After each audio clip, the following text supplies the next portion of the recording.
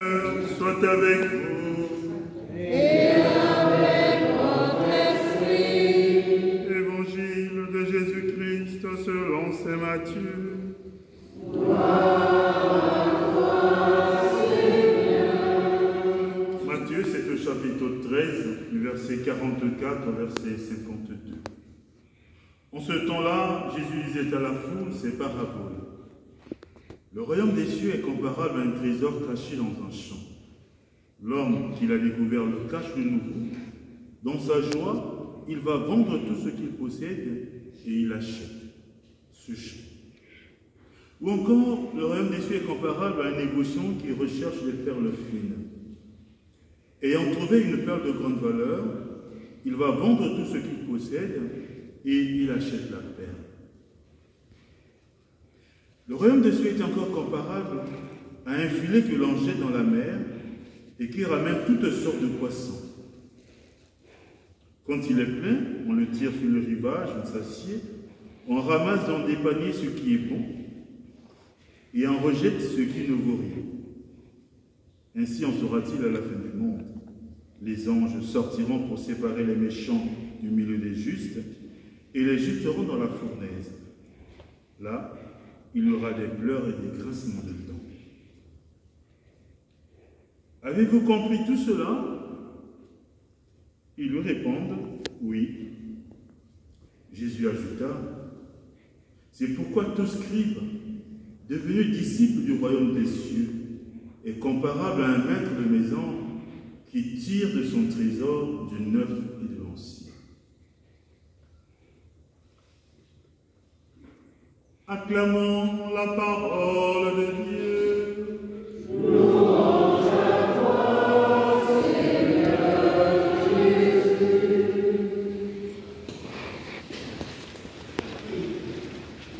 Bien-aimés de Dieu, lentement mais sûrement nous cheminons dans notre quête spirituelle pour que, au soir de notre vie, nous parvenions au bonheur du ciel, nous parvenions à la béatitude céleste. Et tout cela se prépare. Alors, dans cette préparation, il y a cet enseignement que Jésus nous donne.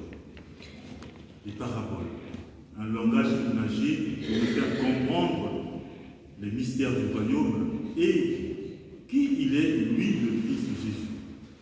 Alors, les deux premières paraboles. Le royaume des cieux est comparable à un trésor. Qu'est-ce que c'est que ce trésor? Qu'avons-nous à trouver au point où nous pouvons tout vendre pour garder ce trésor? Première astuce. Deuxième astuce, celui qui vend tout. Dans la deuxième parabole, le royaume des cieux est comparable à un négociant qui recherche des perles fines. Ayant trouvé une perle de grande valeur, il va vendre tout ce qu'il possède et il achète la perle. Qu'est-ce que c'est qu'une perle? Quelque chose qui n'a pas une valeur marchande, mais qui n'a de valeur que la beauté. Or, cette beauté est-elle éphémère ou trouve sens pour nous? Cette beauté, n'est-ce pas tout ce qui puisse être ordinaire sur le chemin de la vie? Mais on vend tout pour garder cette beauté. On vend tout pour garder ce champ là où il y a le trésor. Retenant que ils ne font pas la plus-value. Ils ont obtenu, ils ont gardé, non pas pour revendre, mais pour garder. Et enfin, la troisième parabole éclaire les deux autres, les deux premières. Le royaume des cieux est comparable à un filet que l'on jette dans la mer et qui ramène toutes sortes de poissons. Quand il est plein, on le tire sur le rivage, on s'assied. On ramasse des paniers, dans des paniers ce qui est bon. On fait un tri. Un tri, c'est choisir ce qui est bien, le garder, ce qui est mauvais, le mettre à l'extérieur. Bien-aimés de Dieu, quel a été le tri de notre vie depuis notre baptême jusqu'à aujourd'hui? Quel est le tri que nous faisons? Et enfin, la dernière parabole qui est claire.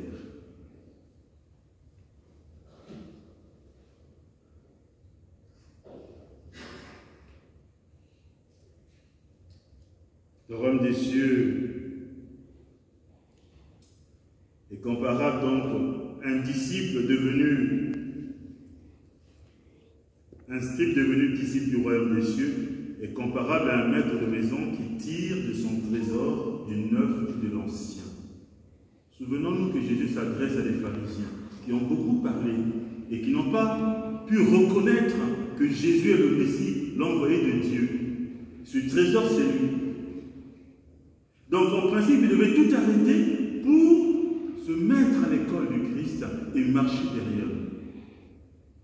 Bien-aimés de Dieu, nous aussi, depuis notre baptême jusqu'à aujourd'hui, nous devrions avoir trouvé ce trésor. C'est-à-dire nous devions avoir abandonné tout ce qu'il y a de négatif dans votre vie. C'est la grâce de la conversion. Abandonner tout ce qui est négatif dans notre vie pour que nous puissions marcher à la suite du Christ. Mais nous n'avions pas encore trouvé ce trésor. Parce que souvent, nous sombrons, souvent dans les mauvaises habitudes, encore, nous avions beaucoup de hâte à emprunter des chemins sans issue, parce que c'est notre volonté et non pas la volonté de Dieu. Ici, c'est chercher la merveille de Dieu. Vous savez, le catéchisme se résume en une phrase. Pourquoi Dieu a créé l'homme?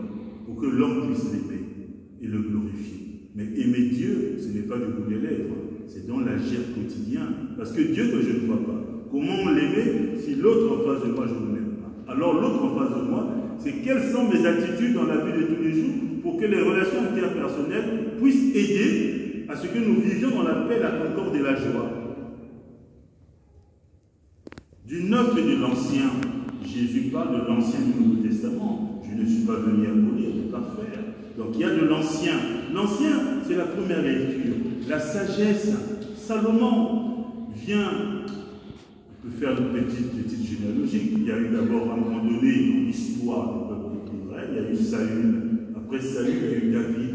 Après David, il y a eu Salomon. Salomon, bien sûr que sa vie n'a pas été tout à fait comme on l'a décrit dans le texte, mais au début de l'histoire, la royauté de Salomon, c'était la grâce de Dieu. La preuve, qu'est-ce qu'il demande? La sagesse. Et la sagesse, qu'est-ce qu'il y a dans la sagesse? Le discernement. On discerne ce qui est bien. Alors lui, dans son discernement, qu'est-ce qu'il cherche? Le bien du peuple. Alors il demande la sagesse assise auprès de Dieu pour gouverner son peuple. Et nous, bien-aimés de Dieu, comment discernons-nous la grâce de Dieu dans notre vie? Parce qu'elle nous est donnée. Dieu ne nous abandonne pas. Dieu nous donne toujours ce dont on a besoin. C'est la deuxième lecture. Frères, nous le savons, quand les hommes aiment Dieu, lui-même fait tout contribuer à leur bien, puisqu'ils sont appelés selon son plan d'amour. Donc, nous avions pu prier aux yeux de Dieu, et Dieu a un projet pour chacun de nous. Et ce projet commence par la lecture de la parole de Dieu, le discernement de la volonté du Seigneur, et la grâce de vivre selon son amour. Et parfois, nous sommes très loin de ça. Souvenons-nous, il y a quelques jours, le semeur est sorti, il a semé. Mais la parole, les grains ne sont pas tombés sur tous les endroits au même endroit, à plusieurs endroits différents. À quelle terre appartenons-nous? Parce qu'il y a beaucoup de choses dans notre humanité qui peuvent faire que la parole de Dieu soit étouffée. La parole de Dieu ne porte pas racine. La parole de Dieu ne garde pas, ne nous aide pas à nous convertir. Et enfin, quand on lit ces paraboles, le dernier aspect, c'est celui qui garde, qui obtient le trésor, qui le garde et vend tout ce qu'il a. Vendre tout ce qu'on a, c'est le renoncement. Puisque j'ai trouvé la merveille de mes yeux, alors je renonce à tout ce qui ne concourt pas à la grâce de Dieu. Je vends tout, je renonce, j'abandonne tout, parce que j'ai trouvé la merveille. Le Seigneur est le rempart de ma vie. Devant qui vivrai-je? Alors le psalmiste nous aide. De quel amour j'aime ta loi, Seigneur? On peut dire que c'est une interrogation, mais plus qu'une interrogation, c'est une profession de foi. Mon partage, Seigneur, je l'ai dit, c'est d'observer tes paroles. Mon bonheur, c'est la loi de ta bouche, plus qu'un monceau d'or et d'argent. Donc la parole de Dieu est là pour nous aider à découvrir, après un bon discernement, que le Seigneur est le rempart de la vie, Et une fois qu'on a dit que le Seigneur est le rempart de ma vie, devant qui tremblerai-je, je trouve un sens à dire maintenant, je crois en Dieu. Parce que si je n'ai pas le sens, si je ne trouve pas le sens pour lequel je crois en Dieu, au civil c'est comme un parjure. Parce que je dis je crois en Dieu, mais mon cœur n'y est pas. Bien-aimé de Dieu, le combat spirituel, ce n'est pas aller chasser le diable. Le combat spirituel, c'est intérieur à moi, pour que je renonce à ce qui est mauvais, pour que je vive une conversion profonde, et que petit à petit, alors sûrement, je marche sur le chemin de la vie. Alors, qu'est-ce qu'il y a en moi qui ne me permette pas de découvrir ce trésor, le Christ, pour que j'aille toujours sur mes chemins qui sont des chemins sans issue? De quel amour j'aime ta loi, Seigneur. Je sais que parfois c'est pas facile. La vie, il y a des hauts et des bas, il y a des jours avec, des jours sans. Il y a des souffrances qui sont souffrances intérieures qui font que parfois il y a beaucoup de lourdeur. Mais je redis encore, nous ne sommes pas seuls, nous sommes enfants de Dieu. Alors implorons la grâce du Seigneur dans notre vie, demandons la grâce de l'Esprit pour que nous puissions marcher sur la terre des hommes. Rien n'est facile, mais rien n'est impossible. Parce que Saint Paul dit, quand les hommes aiment Dieu, lui-même fait contribuer à l'homme. Et plus loin il dit, ceux qu'il a appelés, il en a fait des justes. Et ceux qu'il a rendus justes, il leur a donné sa gloire. Ceux qu'il a appelés, c'est nous qu'il a appelés. Le Seigneur nous a appelés à la grâce de l'Éternel. Tu es mon fils bien-aimé, en toi j'ai mis tout mon amour. À la grâce du baptême, nous a été dit, Michel, reçois l'onction du crème, désormais par la grâce, tu es identifié au Christ, prêtre, prophète et roi. Tu es peuple choisi. Donc nous sommes appelés. Mais pourquoi nous n'arrivons pas? Parce que nous ne discernons pas. Et pourquoi nous ne discernons pas? Parce que nous n'arrivons pas à lire la parole de Dieu. Nous la survolons. La parole de Dieu est le lieu où nous découvrons le Seigneur, le Christ. La parole de Dieu est la révélation que Dieu est amour.